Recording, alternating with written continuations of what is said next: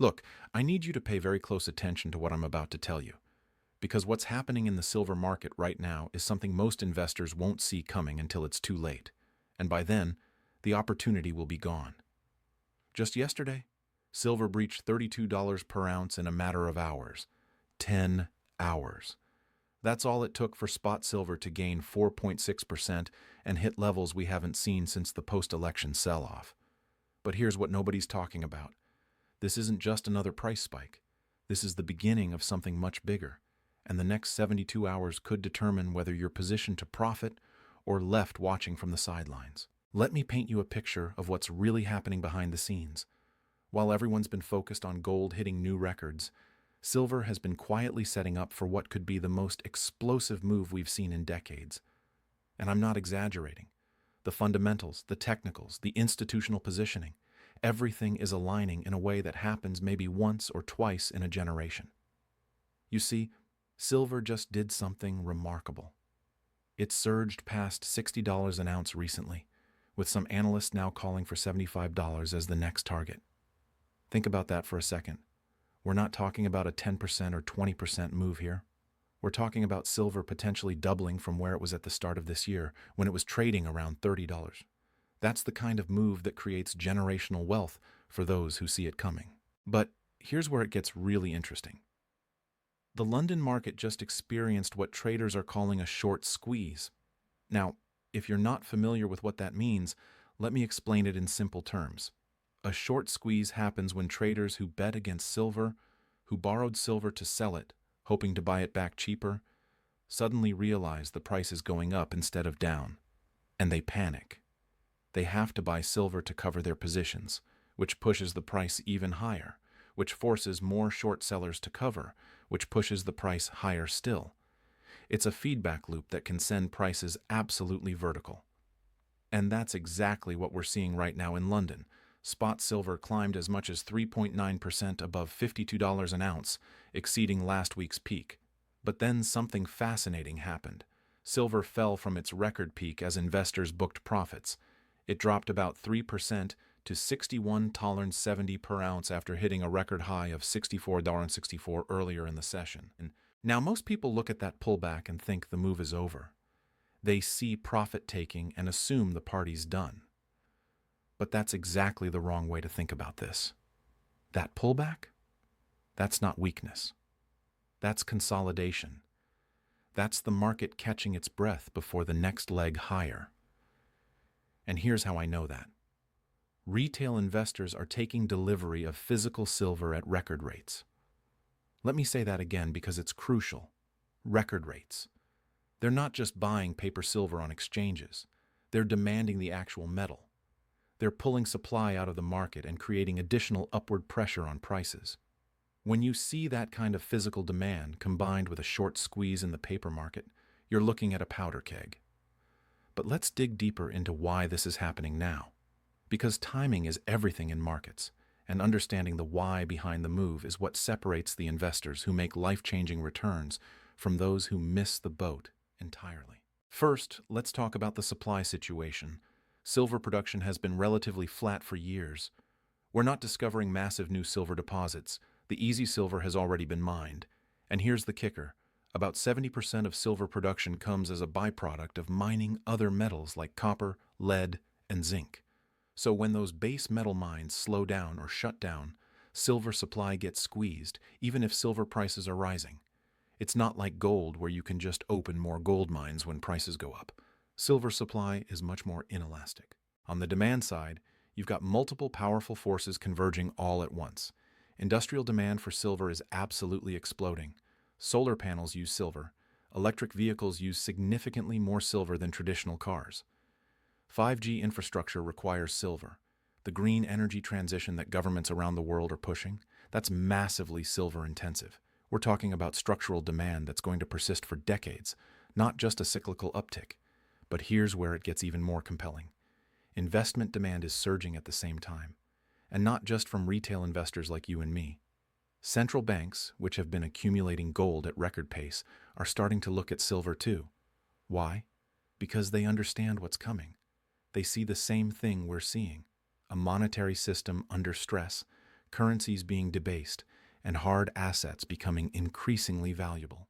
Let me tell you a story that illustrates this perfectly. Back in 1980, silver hit $50 an ounce during the Hunt brothers' attempt to corner the market. That was a speculative bubble that popped spectacularly. But here's what's different now. We're not seeing speculative excess. We're seeing fundamental demand.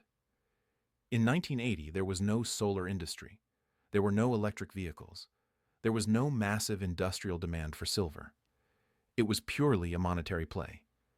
Today, even if investment demand disappeared entirely, industrial demand alone would support much higher prices.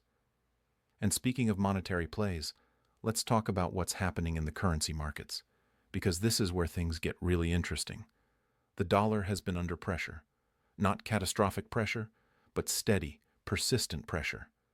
And every time the dollar weakens, precious metals strengthen. It's an inverse relationship that's been true for decades. But what's happening now goes beyond normal dollar weakness. We're seeing the early stages of what some analysts are calling de-dollarization.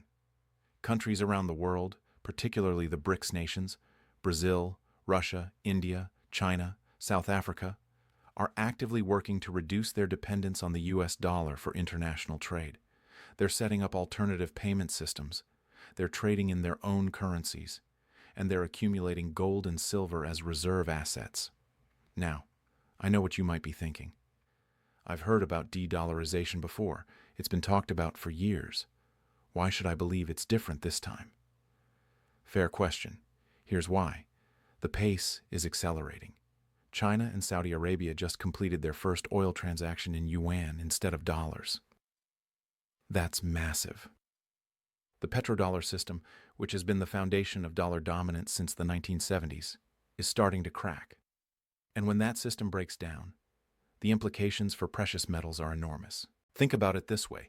If you're a central bank and you're watching the dollar's role in the global financial system diminish, what do? You can't just hold yuan or rubles or rupees as your primary reserve asset. Those currencies have their own problems. So you buy gold, and increasingly, you buy silver, because precious metals are the only truly neutral reserve assets. They're nobody's liability. They can't be printed or debased, and they've held value for thousands of years. Quick aside here, and this is important if you're thinking about your own financial future. If you're sitting on $100,000 or more in retirement accounts, you might want to look into how gold IRAs work. I put together a free guide that covers how to get physical gold into your retirement account without tax penalties. It's in the description below. Worth checking out if that's relevant to your situation, especially given what we're seeing in these markets. Anyway, back to what's happening with silver right now, because the next piece of this puzzle is absolutely critical to understanding where prices are headed. The COMEX, which is the major exchange where silver futures are traded in the United States, is showing some very interesting positioning data. Commercial traders, these are the big banks and institutions that typically hedge physical silver production and consumption, have been reducing their short positions. Now, why does that matter? Because commercial traders are usually on the right side of major moves. When they're heavily short, it often means prices are near a top. When they reduce their shorts, it often means they see higher prices ahead. At the same time, large speculators and hedge funds have been building long positions. But here's the key. They're not over-leveraged yet. We're not seeing the kind of extreme speculative positioning that typically marks a top. There's still room for more buying. A lot more buying. And then you've got the technical picture, which is absolutely screaming bullish. Silver just broke through major resistance levels that had held for months. When you see a breakout like that on heavy volume with strong fundamentals behind it, the odds of a sustained move higher are extremely high. Technical analysts are pointing to $75 as the next major target, but some are even talking about $100 silver within the next 12 to 18 months. Now, I want to take you back in history for a moment, because understanding past silver bull markets can give us a roadmap for what might happen next.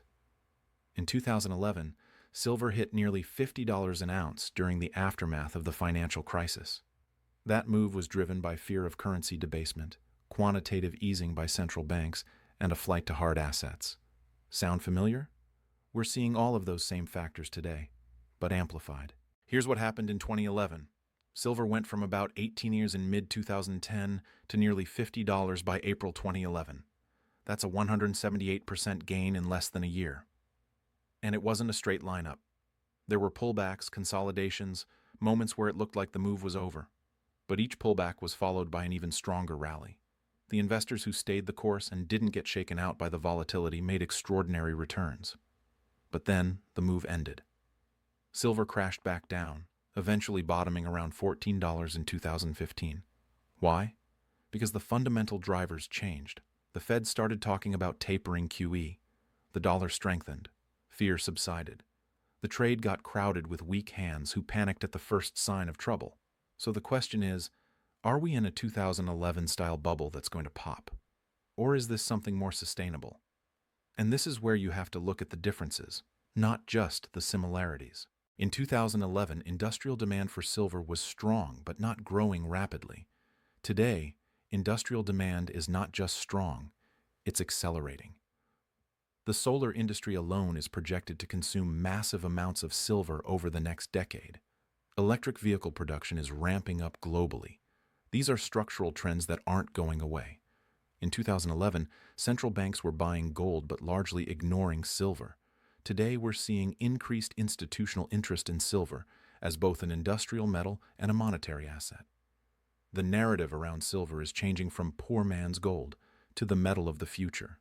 In 2011, the financial system was in crisis mode, but the underlying structure was still intact. Today, we're seeing fundamental questions about the future of the monetary system itself. The debt levels are higher. The currency debasement is more extreme. The geopolitical tensions are more severe.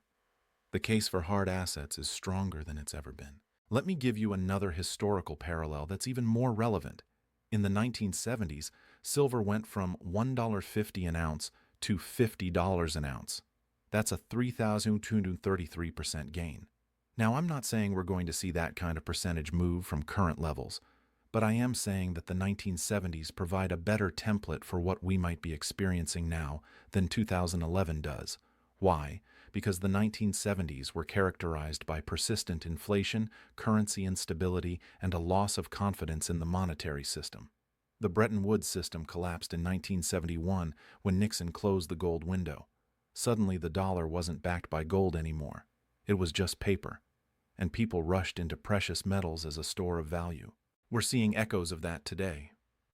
The dollar isn't backed by anything except faith in the U.S. government's ability to manage its finances, and that faith is being tested. The national debt is over $30 trillion and growing.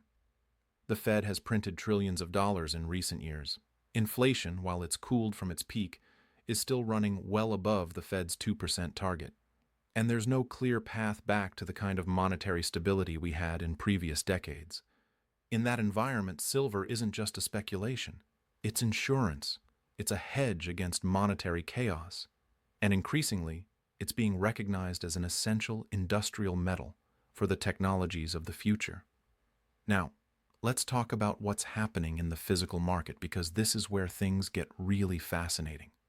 There's a growing disconnect between the paper silver market, the futures and derivatives traded on exchanges, and the physical silver market where actual metal changes hands. Premiums on physical silver coins and bars have been elevated for months. What does that mean? It means people are willing to pay significantly more than the spot price to get their hands on actual metal.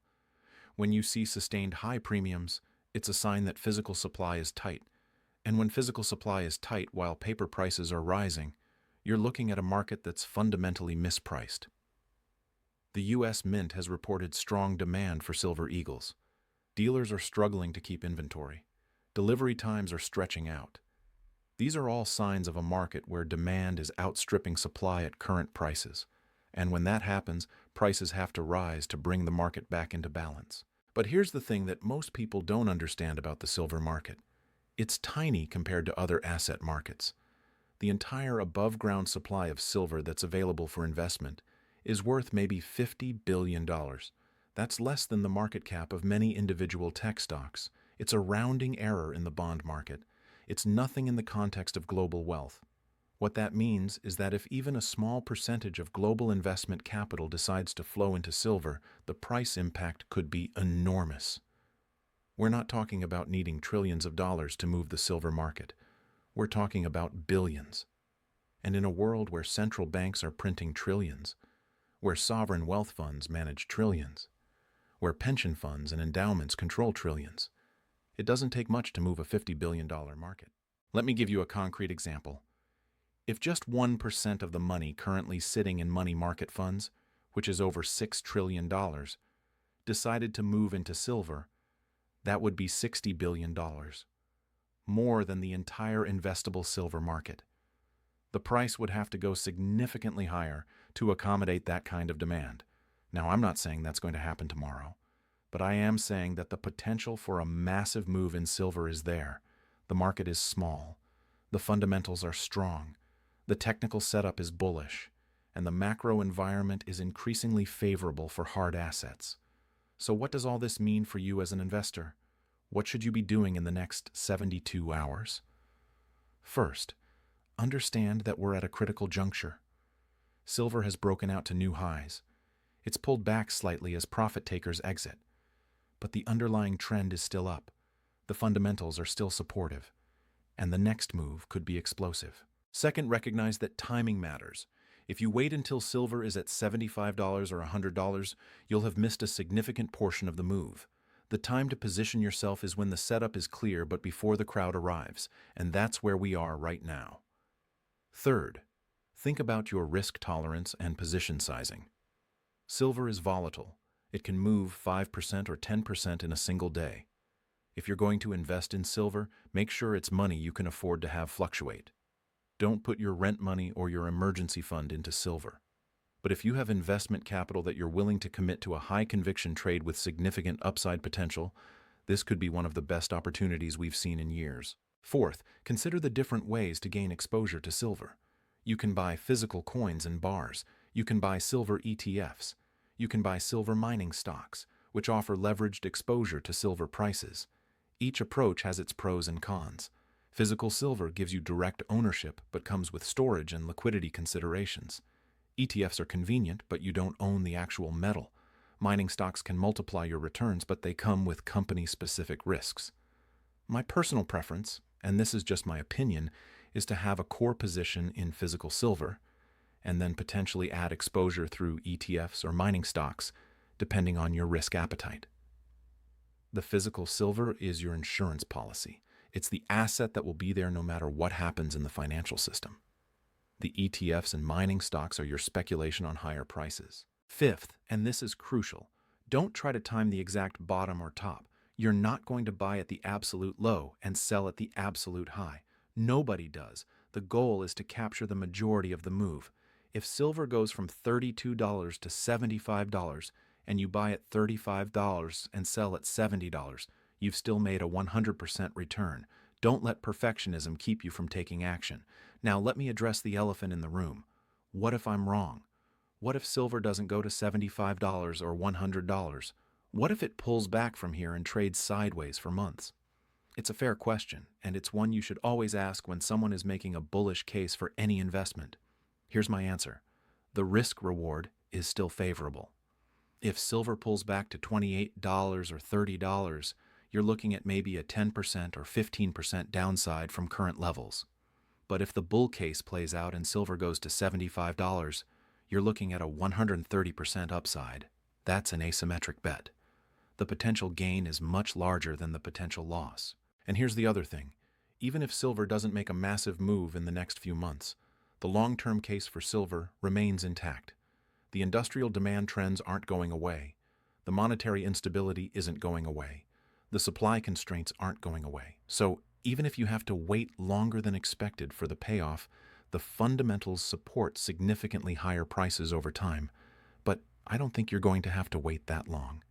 The setup right now is too compelling. The breakout is too clean. The fundamental drivers are too strong. And the market structure is too bullish. Let me tell you one more story that I think encapsulates what we're seeing. A few months ago, I was talking to a friend who runs a precious metals dealership. He told me something that stuck with me.